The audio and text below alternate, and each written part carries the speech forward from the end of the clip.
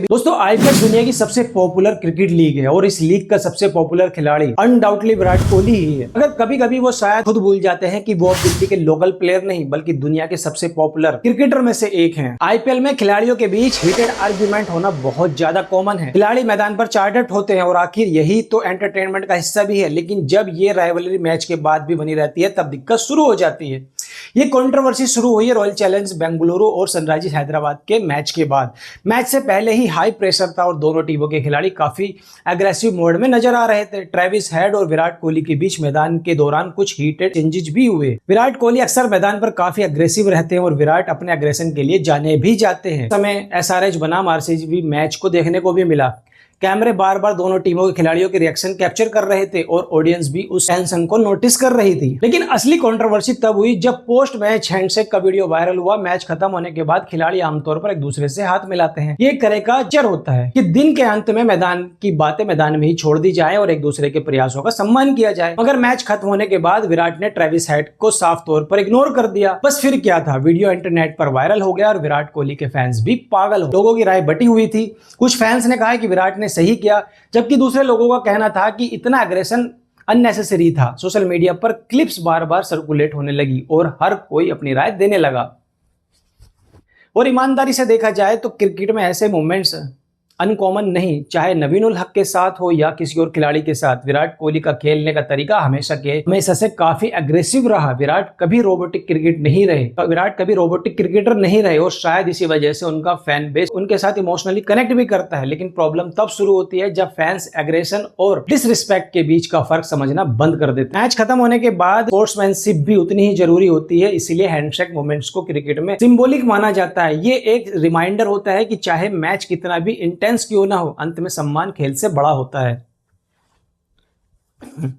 विराट और ट्रेविस का ये मोमेंट सोशल मीडिया के लिए एक परफेक्ट मसाला बन गया। रील्स, एडिट, ट्वीट्स और मीम्स की बाढ़ आने लगी और आखिर वही हुआ जो बार बार होता है। क्रिकेट डिस्कशन धीरे धीरे टॉक्सिक फैन वॉर में बदल गया। कुछ लोग ट्रेविस हेड को विलेन बनाकर प्रेजेंट करने लगे। पहले से ही कई भारतीय फैंस के अंदर ट्रेविस हेड को लेकर फ्रस्ट्रेशन थी, क्योंकि 2023 वर्ल्ड कप फाइनल में उन्होंने भारत को काफी नुकसान पहुंचाया था। वर्ल्ड कप फाइनल में ट्रेविस हेड की वो पूरी पारी आज भी बहुत लोगों को याद है, इसलिए इंटरनेट पर कई फैंस पहले से ही उनके खिलाफ गुस्सा। विराट के साथ राइवलरी ने उन भावनाओं को और ज्यादा भड़का दिया। फिर स्थिति और ज्यादा खराब हुई जब कुछ टॉक्सिक फैंस ट्रेविस हेड की पत्नी के कमेंट सेक्शन तक पहुंच गए। उनके पोस्ट के नीचे बेहद घटिया कमेंट किए गए। किसी ने सस्ते मजाक किए, किसी ने पर्सनल अटैक किया और कुछ कमेंट्स इतने शर्मनाक थे कि उन्हें यहाँ दोहराना भी ठीक नहीं होगा। आप सोचिए ये सब किसे सुनने को मिल रहा है? उस व्यक्ति को जिसका क्रिकेट से कोई लेना देना ही नहीं है। ट्रेविस क्रिकेट खेलते हैं तो क्या हुआ? आखिर उनकी फैमिली को टारगेट करने का हक किसने दिया है? ऐसे कमेंट सिर्फ इंटरनेट ट्रोलिंग नहीं होते, ये सीधा मिसोजिनी और डिह्यूमनाइजेशन भी होता है। और ईमानदारी से कहूं तो ये समस्या सिर्फ कुछ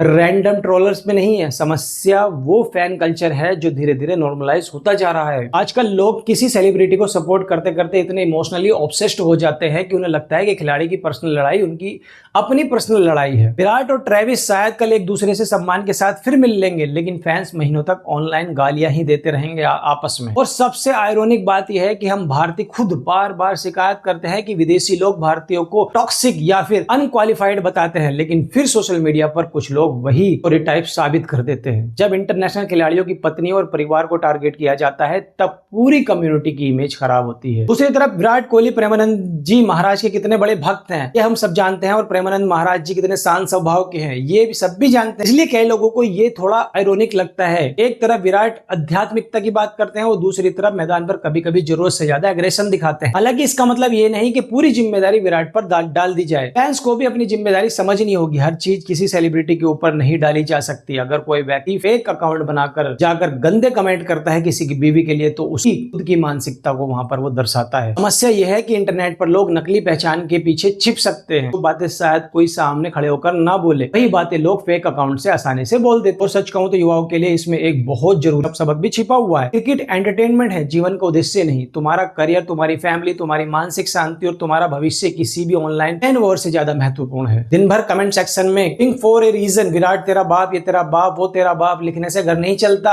किसी सेलिब्रिटी को सपोर्ट करना गलत नहीं, लेकिन ब्लाइंड वर्शिप खतरनाक जरूर है। जब आप किसी पब्लिक फिगर को इतना ग्लोरीफाई कर देते हैं कि सही और गलत का फर्क ही भूल जाते हैं, तब टॉक्सिसिटी शुरू होती है। क्रिकेट की असली खूबसूरती सिर्फ राइवलरी में नहीं बल्कि सम्मान में होती है। विराट और ट्रेविस का ये मुद्दा शायद कुछ दिनों में खत्म हो जाएगा, खिलाड़ी आगे बढ़ जाएंगे, लेकिन जिस चीज पर चर्चा होनी चाहिए वो है हमारा फैन कल्चर। और अब आईपीएल खत्म हो चुका है, आरसीबी जीत भी चुकी है, क्योंकि अगर हम स्पोर्ट्स राइवलरी को पर्सनल अब्यूज और महिलाओं के खिलाफ अपमानजनक टिप्पणियों तक ले जाएंगे तो समस्या खिलाड़ी नहीं बल्कि दर्शक बन जाएंगे। और अंत में बस इतना ही, ये वीडियो किसी को हेट देने के लिए नहीं बल्कि भारत में बढ़ते हुए टॉक्सिक फैन कल्चर को पुल आउट करने के लिए है। वीडियो पसंद आए तो वीडियो को लाइक कीजिए, चैनल को सब्सक्राइब कीजिए। जय हिंद, जय भारत।